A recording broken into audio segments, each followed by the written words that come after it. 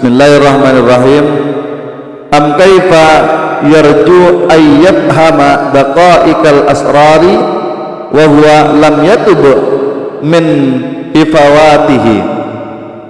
Ya. Bagaimana ia berharap akan mengerti rahasia yang halus dan tersembunyi, padahal ia belum taubat daripada kekeliruan. Hadirin wal hadirat yang dirahmati Allah Subhanahu wa taala, yang perlu digarisbawahi di sini yaitu adalah bertobat tentang kekeliruan.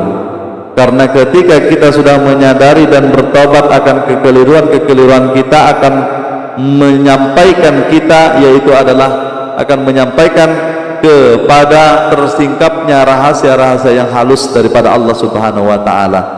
Ya, akan diberikan kasab oleh Allah Subhanahu wa taala kalau kita mau, yaitu adalah minta ampun kepada Allah Subhanahu wa taala atas kekeliruan-kekeliruan kita. Lalu apa yang menyebabkan kita ini keliru? Kita ini sudah dari awalnya kok dibilang oleh Allah Subhanahu wa taala, khalaqal insan, diciptakannya manusia minal khata'i wan nisyan, daripada bangsa salah dan lupa. Nah, dan ini harus kita sadari. Maka itu ketika kita sudah kesadaran kemanusiaan, maka tetap manusia itu berada pada kelalaian, berada di dalam kesalahan-kesalahan. Iya. Berada di dalam kesalahan atau kekeliruan. Padahal kekeliruan itu dimulai oleh ulama, dikatakan bahwasanya wujudu kadambun adim. Wujud dirimu itu adalah dosa yang besar. Artinya wujudmu itu sudah salah gitu loh. Kelalaian itu kan sudah mulai daripada Nabi Adam alaihissalam, dulu banyak kelalaian. Ya, memakan buah holdi, mereka sudah keliru. Selama kesalahan ini dia tidak ampuni, maka kau tidak akan pernah sampai kepada Allah Subhanahu wa taala, apalagi mau tersingkapnya pada rahasia-rahasia yang gaib di sisi Allah Subhanahu wa taala. Coba kita lihat Nabi Adam alaihissalam, padahal beliau sudah mengakui kekeliruannya dan mohon ampun atas kekeliruannya. Ya, la ilaha illa anta, kata beliau, subhanaka inni kuntu minadz zalimin, maha suci engkau ya Allah, inni kuntu minadz zalimin, sesungguhnya aku termasuk orang-orang yang zalim, dan minta ampun, dan waktunya 40 tahun baru diampuni oleh Allah Subhanahu wa taala. Lalu bagaimana dengan kita? Istighfar aja enggak, masya Allah. Hadirin yang dirahmati Allah Subhanahu wa taala, sebelum kita minta ampun atas kekeliruan kita, baik daripada wujud kita, apalagi dengan dosa-dosa yang kita lakukan, maka Allah tidak akan menyingkap rahasia-rahasia di sisinya, berjumpa pun kepada Allah tidak. Nah, hadirin wal hadirat yang dirahmati Allah Subhanahu wa taala, maka itu awal daripada segala dosa, yaitu adalah wujud diri. Maka itu ketika wujud diri, setiap apa yang keluar daripada diri, maka itu adalah satu kesalahan, karena dirinya pun sudah kesalahan. Maka itu hadirin yang dirahmati Allah Subhanahu wa taala, Allah katakan ma min khairin fa min Allah. Apa yang baik itu daripada Allah. Apa yang baik itu daripada Allah. Ya. Apa yang baik daripada Allah ini bagi orang yang sudah mukasyafah, ya, yang sudah tersingkap, yang sudah kenal kepada Allah, sudah ma'rifat kepada Allah Subhanahu wa taala, maka apapun yang keluar dari dia, karena dia tidak menyaksikan dirinya, yang disaksikan yaitu adalah hanya Tuhannya, maka setiap yang keluar yaitu adalah daripada Allah Subhanahu wa taala, maka tidak ada kesalahan baginya, tidak ada kelalaian baginya.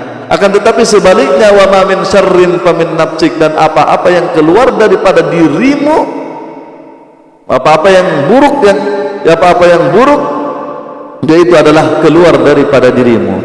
Jadi intinya apapun yang keluar daripada diri, yaitu adalah satu keburukan. Yang tidak buruk bagaimana? Yang tidak buruk yaitu adalah setiap apa yang keluar daripada Allah Subhanahu wa taala. Hadirin wal hadirat yang dirahmati Allah Subhanahu wa taala, maka itu bersihkan diri, ya, matikan diri sebelum mati. Kalau sudah mati dirinya, yakni dia sudah tidak berkuasa lagi, sudah tidak mendengar lagi, dia sudah tidak melihat lagi, dia sudah tidak berkata-kata lagi, dia sudah tidak berkehendak lagi, dia sudah tidak berkuasa lagi, dia tak hidup lagi, dia tak kuat lagi. Maka yang tinggal siapa? Yang kuat adalah kuatnya Allah, yang hidup adalah hidupnya Allah, yang mendengar adalah pendengarannya Allah, yang melihat adalah penglihatan Allah, yang berkata-kata adalah kata-katanya Allah, kalamnya Allah. Lalu di mana diri? Tidak ada diri di situ.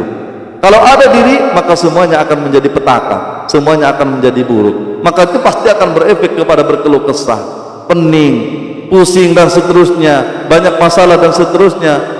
Padahal ketika kita kembalikan kepada Allah Subhanahu wa taala, semuanya sudah menjadi bersih. Maka yang nampak yaitu adalah hanyalah kebahagiaan.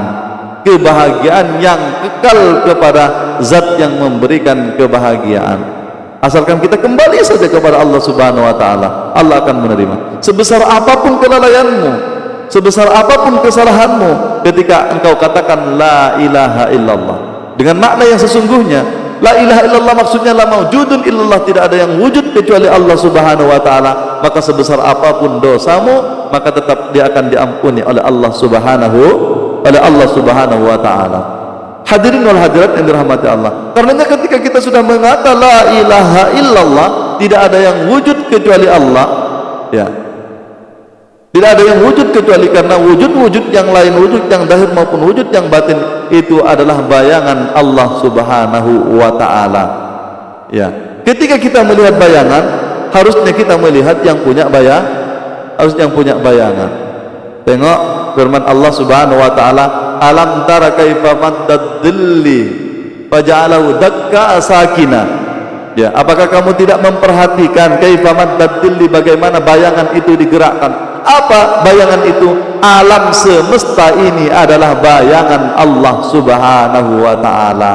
Karena la tataharraku zarratin illa biidznillah, tidaklah bergerak satu zarrah pun melainkan dengan izin Allah Subhanahu wa taala. Kalau dia digerakkan oleh Allah Subhanahu wa taala, maka itulah hakikat bayangan. Maka yang menggerakkan itulah yang mempunyai bayangan.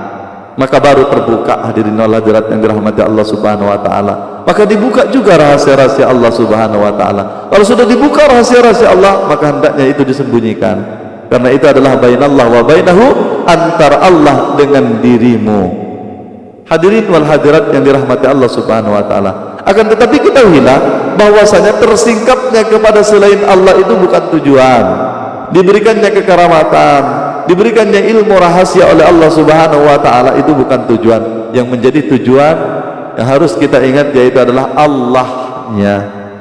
Yang penting kita kenal kepada Allah, berjumpa dengan Allah Subhanahu wa taala, kemudian intim bersama Allah. Disitulah kenikmatannya. Karena kekasapan-kekasapan kepada takdir, kekasapan-kekasapan kepada masa depan, ya, kemudian bisa terbang, bisa apa, semuanya itu adalah jebakan-jebakan untuk melalaikan kita.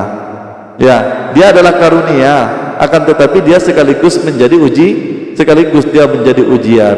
Karenanya barang siapa yang tidak mampu atau terlena di dalam perjalanan itu, maka dia akan berkutat, justru boleh jadi dia mundur lagi, turun ke alam syariat. Bahkan boleh jadi dia lebih kacau lagi, yaitu adalah tenggelam dia ke dalam kesyirikan.